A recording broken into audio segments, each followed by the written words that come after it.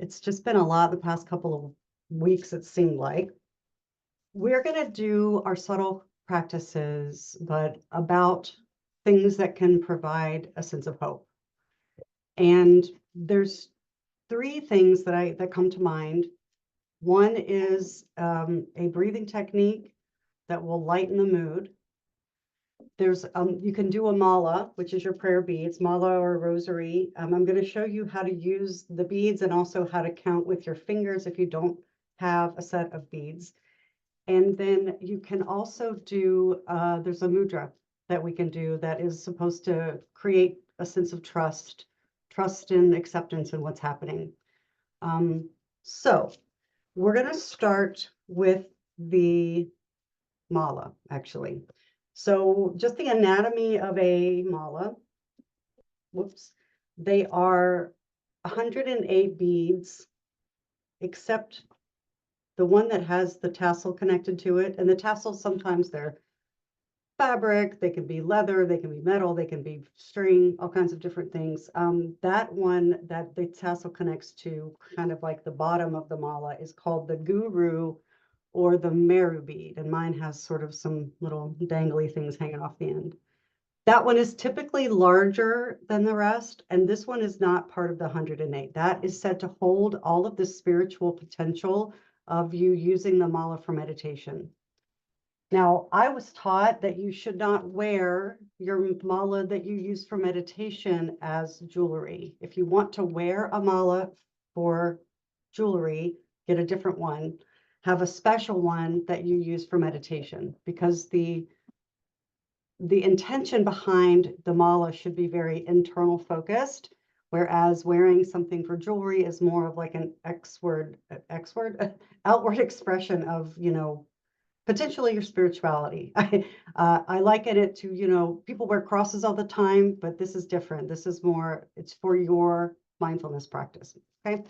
So how you use it is you hold it over your middle finger, not your index finger. The index finger in kind of Hindu philosophy represents the same thing as the middle finger does in our culture. So you don't point at people in India. Pointing at people is actually quite rude.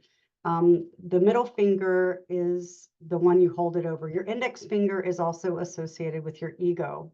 So your ego, it should not be an ego-filled practice when you do a mala.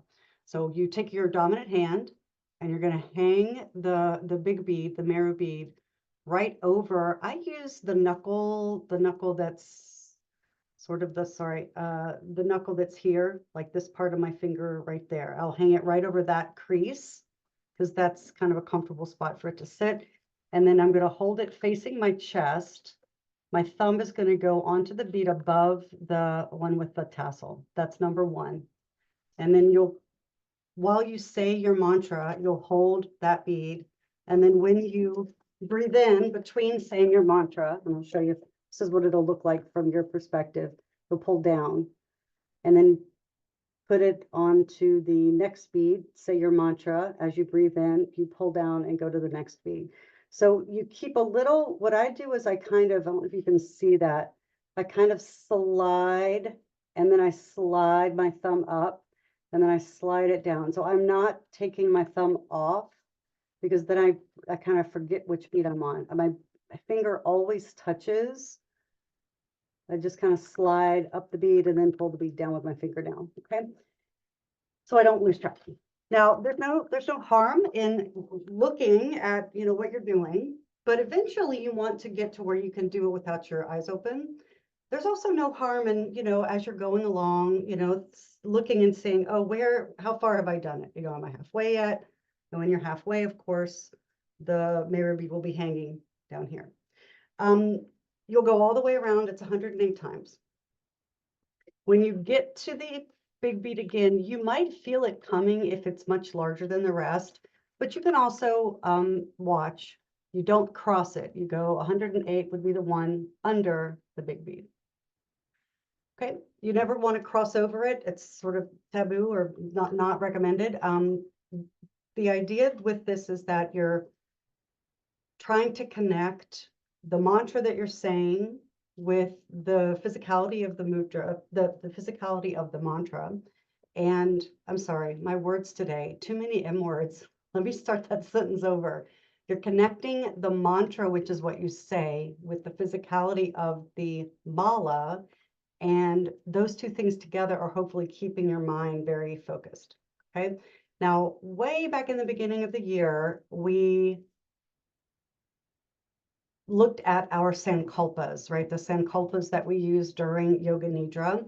And using the formula, at the beginning of the year, I do this every year. We look at our English sankalpa, our intention, and then turn it into a Sanskrit mantra.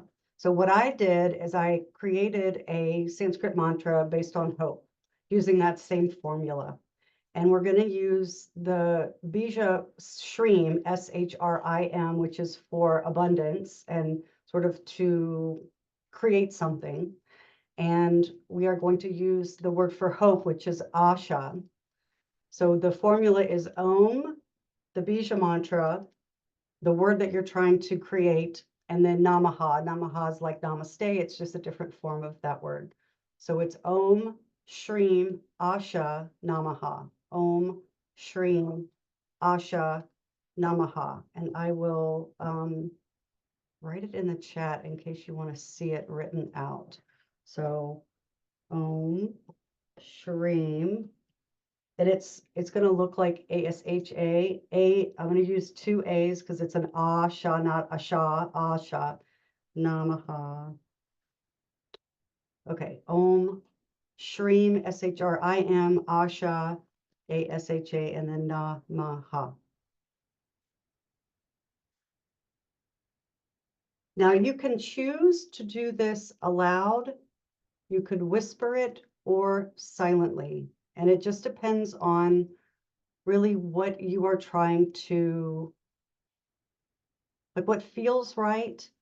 And then there's also an idea that when we speak it aloud, we're putting it into the world.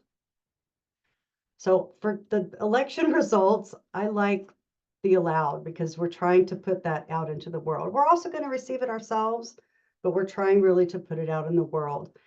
If it was a mantra that was really only for you, you could either whisper it or say it in your head. The problem with doing it in the head is that we tend to speed up and speed up and speed up. When we say it aloud, we can only say the words when we're breathing out. So it also will slow down the exhalation. And then of course you breathe in, you don't say anything when you breathe in. All right, so we're going to do a little melody with it too, just to make it seem a little less just spoken. And I'm going to back up and I'll sit on a floor and I will teach you the little melody. It's very simple.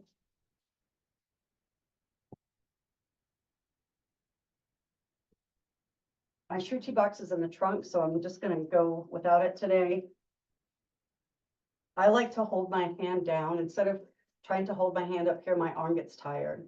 So I just let my mala be on the floor, or it can be on your lap. And then I've got my finger on the bead above the mirror bead.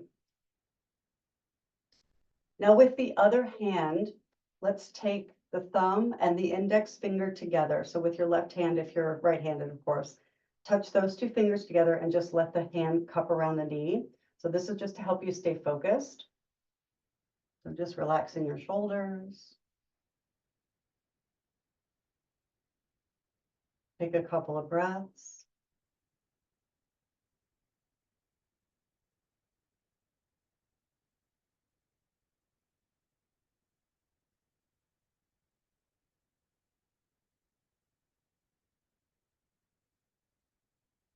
And then you can repeat after me.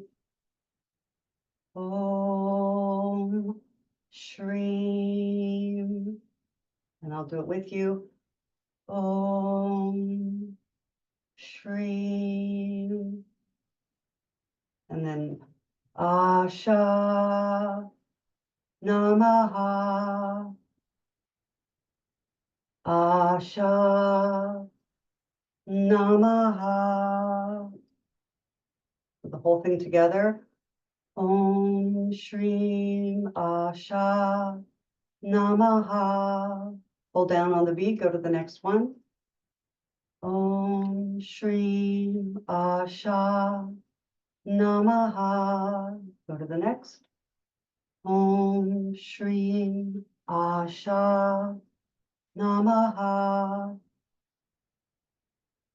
Om shrim asha namaha. We are trying to cultivate abundant hope. Om shrim asha namaha. Om shrim asha namaha. Om shrim asha namaha. Om shrim asha namaha. Om shrim asha namaha. Om shrim asha namaha. Om shrim asha namaha. Om shrim asha namaha.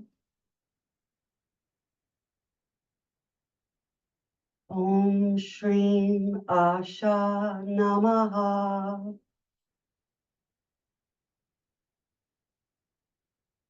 Om shrim asha namaha. You can even envision what you are hoping for in your mind's eye as we keep going. Om shrim asha namaha.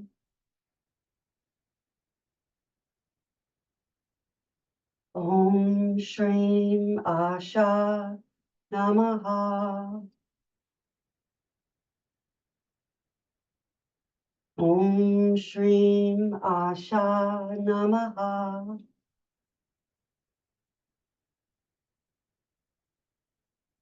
Om shrim asha namaha.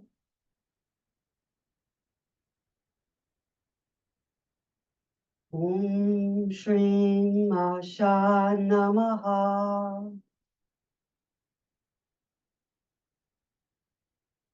Om shrim asha namaha.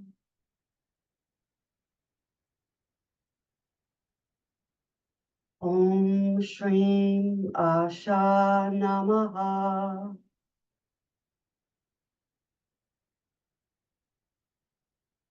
Om shrim asha namaha.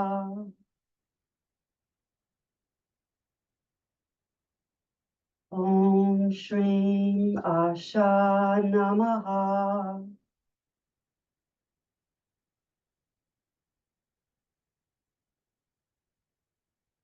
Om shrim asha namaha.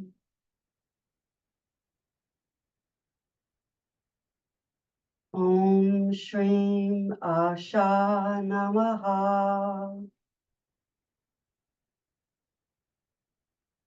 Om shrim asha namaha.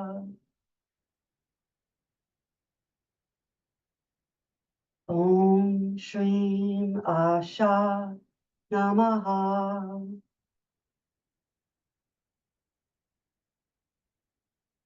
Om shrim asha namaha.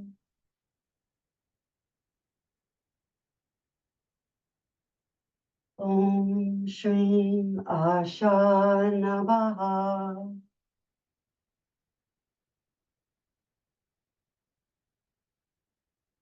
Om shrim asha namaha. Om shrim asha namaha.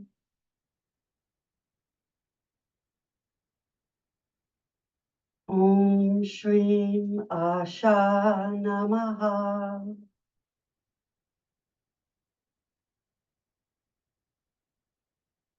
Om shrim asha namaha.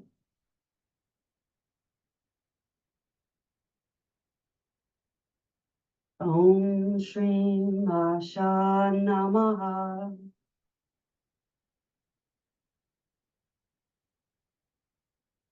Om shrim asha namaha.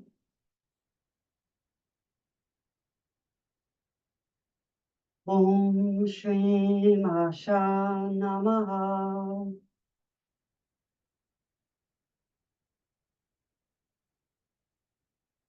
Om shrim asha namaha.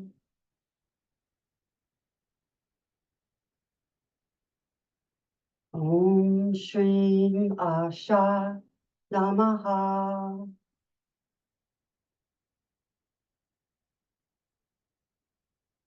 Om shrim asha namaha.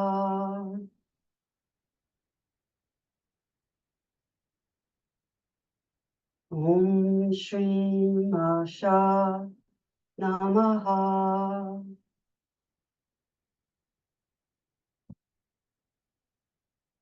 Om shrim asha namaha.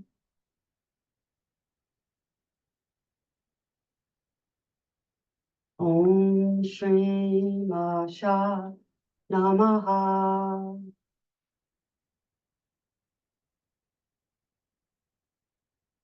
Om shrim asha namaha. So start to whisper, just to give your voice a little break. Om shrim asha namaha. Om shrim asha namaha. Om shrim asha namaha. Om shrim asha namaha.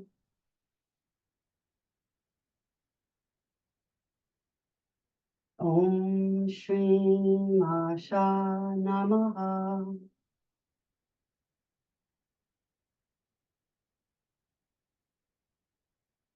Om shrim asha namaha. Om shrim asha namaha.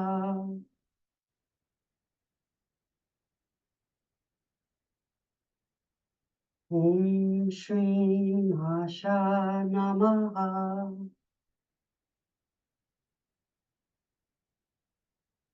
Om shrim asha namaha.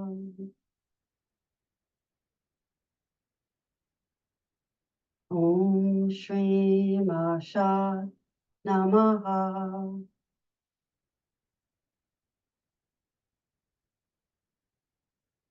Om shrim asha namaha.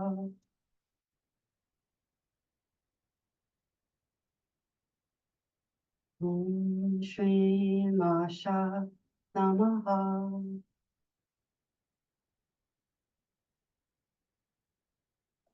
Om shrim asha namaha.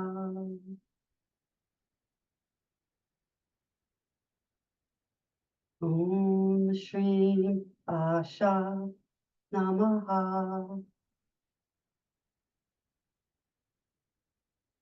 Om shrim asha namaha. Om shrim asha namaha.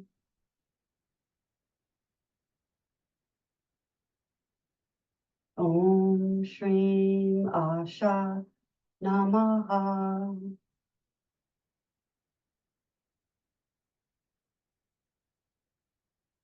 Om shrim asha namaha. Om shrim asha namaha.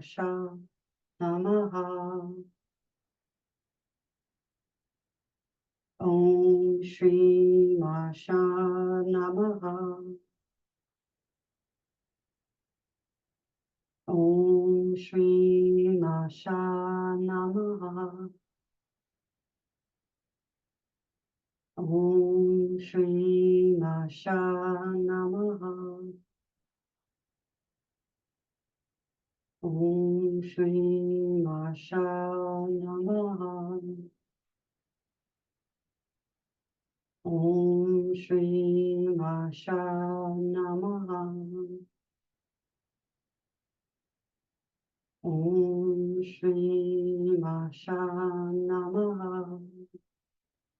Okay, the last set is about 9, I counted. So we'll do those loud again. Really send it out into the world. What are we hoping for? Om Shri Asha Namaha. Om Shri Asha Namaha. Om Shri Asha Namaha. Om Shri Asha Namaha. Om Shri Asha Namaha. Om Shri Asha Namaha. Om Shri Asha Namaha. Om Shri Asha Namaha. Om Shri Asha Namaha. All right. So unless I skipped one, that was the last one for me. If you're not done yet, feel free to finish.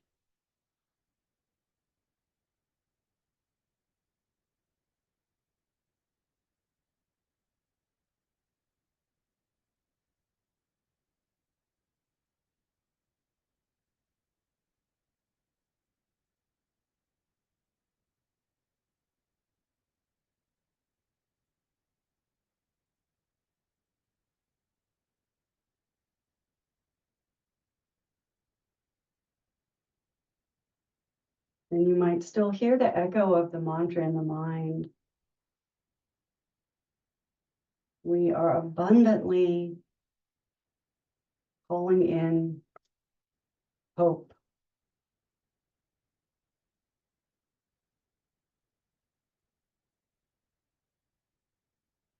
And then when you're through, let the mala go to the side. And just observing how you're feeling.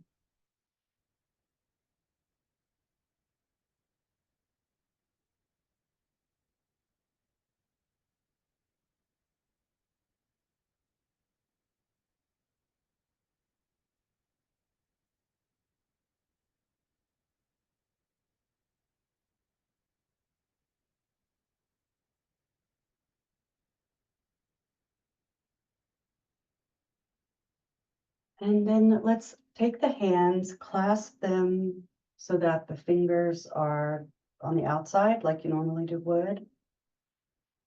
Make the interlace loose and open up the palm toward the chest so that your index finger tips are just one right in front of the other. Thumbs are vertical. And widening your chest, bring the hands just in front of the body, right in the center of the chest. This is called Vajrapradama Mudra. And it's about trusting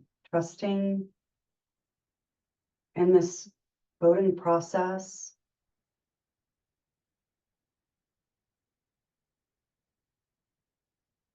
trusting in the safety of everyone involved at the polls today,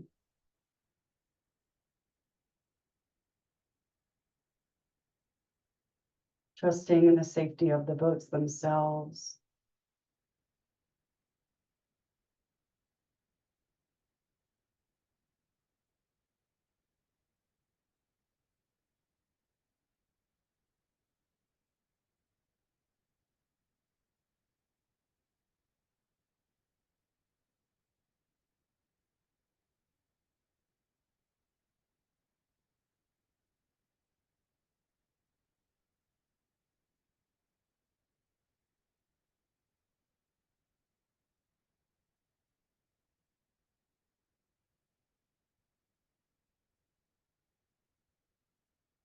Even trusting in this process of our democracy.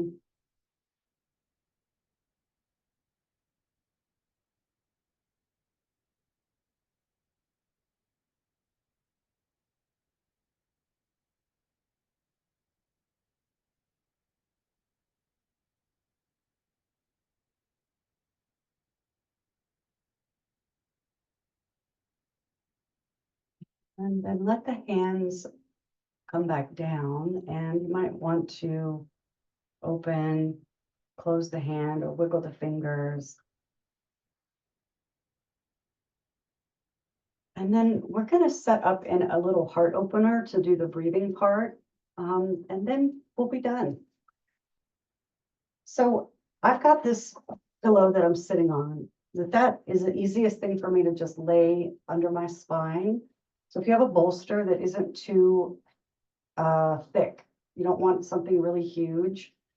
If you don't have a little pillow like that, you could use a blanket, and really you could just take it, kind of make that same shape with the blanket. So fold it lengthwise, that would work also. If you want it a little narrower than lengthwise from the standard kind of a shape, you could do a third fold, but do the third fold also lengthwise. So it looks a little more like the shape of that running on a pillow. It's about exactly the same. I like, if I use the blanket, I put my butt toward or rather the loose edges toward my hips so that's a little flatter. And then the folded edges is where my head goes. And you may need a pillow, you may not. It just kind of depends on how tall you are and how tight your neck is. You could also put something under your knees. So I'm just gonna see, I don't know if I'll need a pillow for this today. Pull it right up against, here, let me use the other one because it's easier to see on the mat. There we go. Okay, so pull your, whatever you're gonna use right up to your rear end. And then have your support under your knees. And then you're gonna kind of tuck your tail forward as you lay back. So the sacrum should be still, the top of the sacrum on the support. And you might need a head support. You could, if it's a blanket, you might be able to kind of scrunch it up under the back of your skull. And then let the hands come out. Your shoulder blades themselves are going to drop off the edges of your support if it's narrow enough, which opens the chest. And then the palms face up, the toes turn out. And once you get down, if you feel like, we sat for a while, maybe your back is feeling a little tight, you could, bring a knee to the chest if you need to. I would say if you're going to do that though, bend the other knee too, just to keep it stable. So you could do knee to chest, you could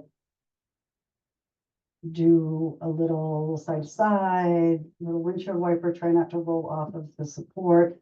Just get some lower back and hip mobility for a moment so that you'll be more comfortable to rest. Okay, when you feel like you've taken care of that, then you can come back. Make sure you haven't gone off of your supports though. Okay, and then, wiggle it out, then commit to being still.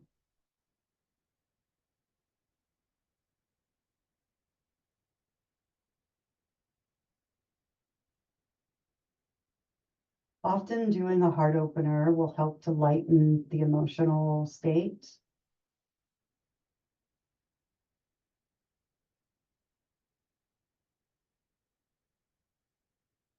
So really let the shoulders relax backward.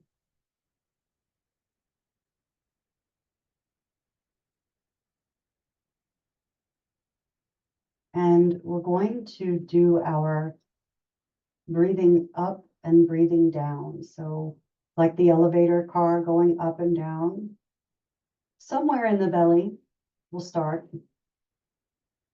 Lower belly, waist, somewhere around in there. And as you breathe in, you're going to imagine the breath travels up from the belly to the top of the chest, all the way to the collarbones. And exhale, it goes back down to where it started, down to the belly. So inhale upward, belly to collarbones. Exhale down, collarbones to belly. Let that get really established in your mind.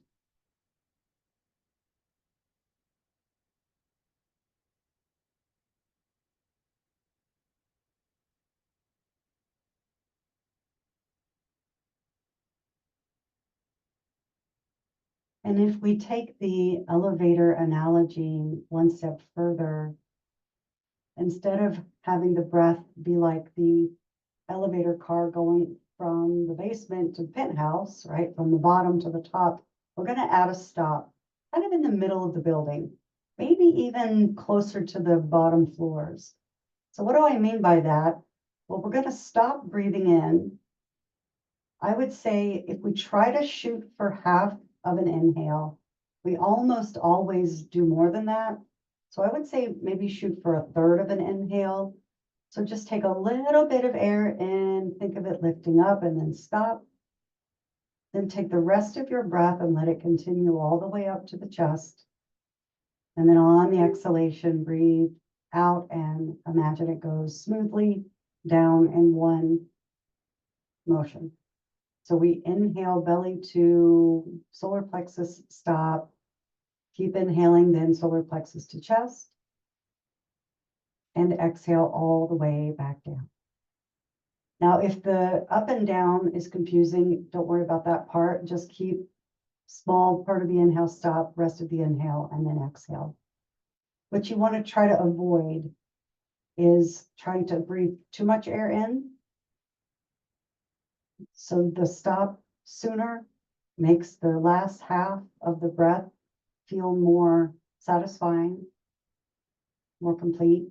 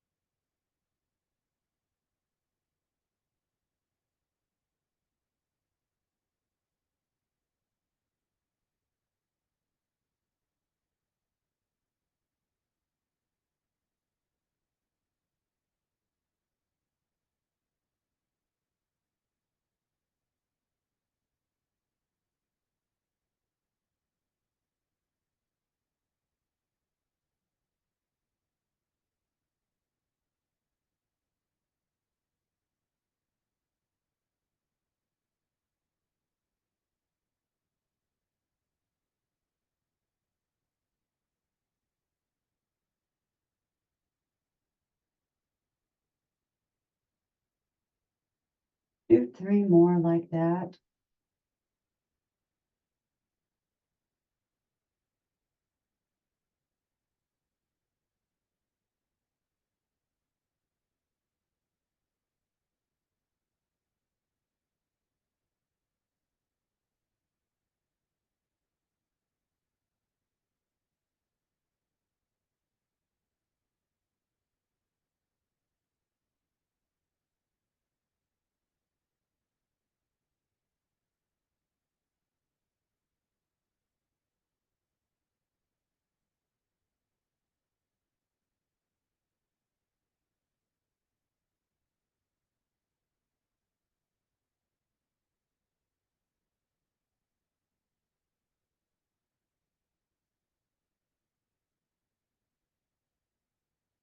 Let the breath go back to everyday breathing.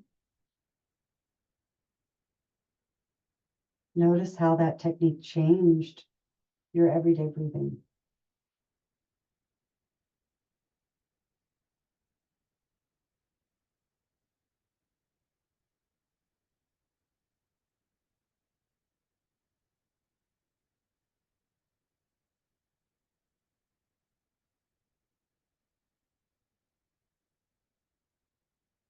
Can you still hear the mantra in the background of your mind?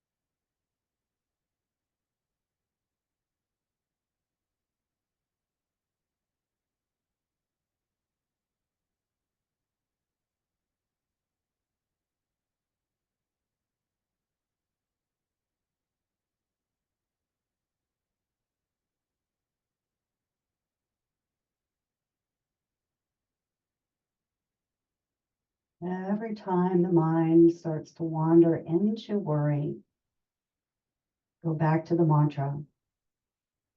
And you can just say it to yourself a few times mentally or aloud if you're in a place that you can do it aloud to interrupt that negative train of thought.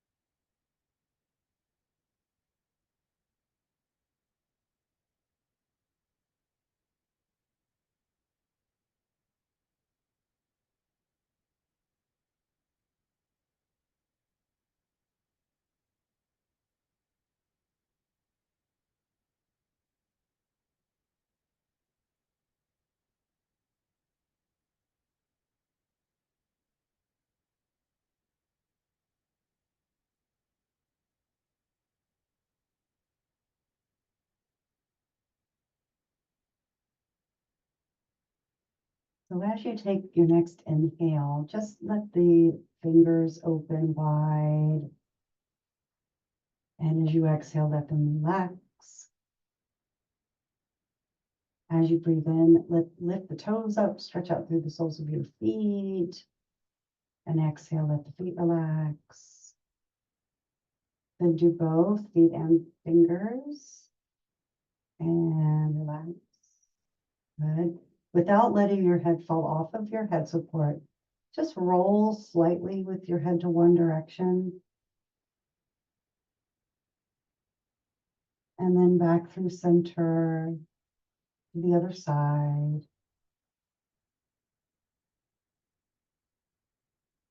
And then back to center.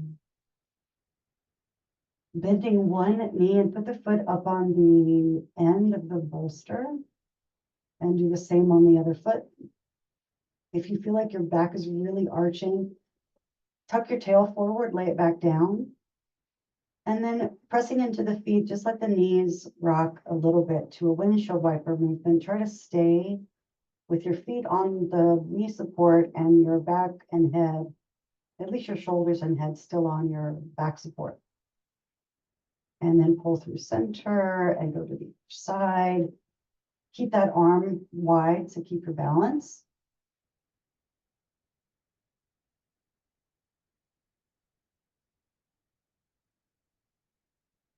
And exhale to the center. And then find center before you roll over, whichever way you want to roll. You're going to kind of walk your legs toward your head slightly so that your head stays on the pillow, and you can just kind of roll the legs like a quarter of a turn and be on your side for a moment.